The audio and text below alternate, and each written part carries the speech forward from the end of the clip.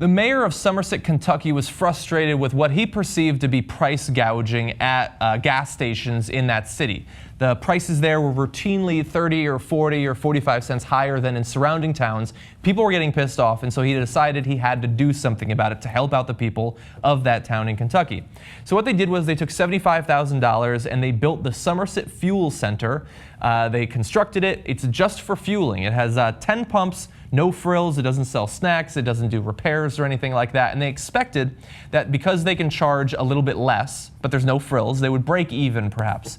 They did more than just break even. On their first day, they served 75 customers in just 3 hours, and ever since then they've been averaging about 300 fill-ups every day. It is doing amazingly, better than they would have expected. They're very happy about that. The citizens of Somerset, the mayor is very happy. The owners of the other gas stations are not quite so happy. They don't like that. They don't like that at all. No, but wait, really quick before you continue, what I'm amazed by is that they took on the Costco model of gas, where there are no frills, but you get cheaper product in higher quantity if you want it, right? Yeah.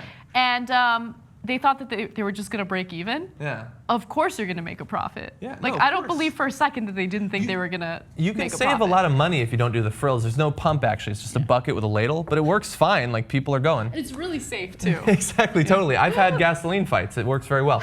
So they talked to Dwayne Adams. He's the owner of one of the, like the rival, I guess, overpricing gas stations in that area. Who, look, to be fair, we don't understand the economic strain that the people in that town are under. Maybe they have a good explanation for it.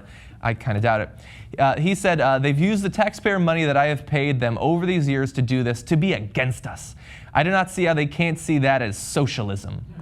Wow. Which is true. It is a form of socialism, but I would argue that the subsidies that we give to other gas stations is also socialism. That is lost to Dwayne Adams. And the mayor was quoted as saying, "We are one community that decided we've got backbone, and we're not going to allow the oil companies to dictate to us what we can and cannot do. We're going to start out small. Where it goes from here, we don't really know." That dude is going to start up gas stations around the country. That's probably not going to happen. He's an American hero. American now, hero. look. Who knows? It could go under in a month. I don't know. But here's the thing. I mean, great. I'm glad that the citizens of this small community have the ability to buy gas at a more affordable price. But what we really need to do is think about the long-term ramifications of being so dependent on oil.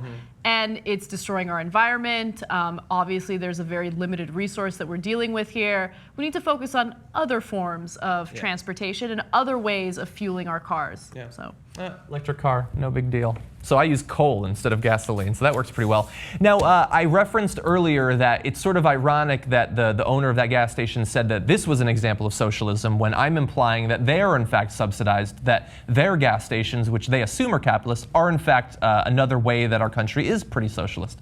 So I don't want to just throw that out there without any numbers, so I had one of our interns do some research, Katie. She came up with some great numbers on all the different ways, the hidden costs that are used to subsidize gas stations in this country. One study estimates that these external costs that I'll get into range from $550 billion to nearly $1.7 trillion per year just for the U.S. If you were to add this to the price that we currently pay at the pump, you're looking at an actual cost of a gallon of gasoline of about $15. So we pay far, far less than that. And we love to look at Europe and laugh at them on how much they pay for their gasoline. We are paying for it. We're just not paying for it at the pump. We're paying for it in taxes and things like that. So let's break down some of those external costs, the externalities that we talked about earlier.